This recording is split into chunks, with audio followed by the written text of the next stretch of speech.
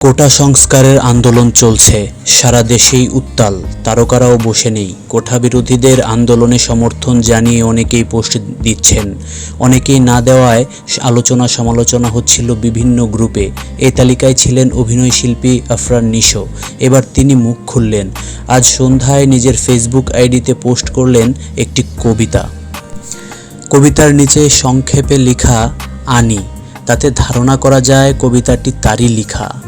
কবিতায় তিনি প্রশ্ন তুলেছেন, লাল সবুজের পতাকায় আজ কেন এত লাল?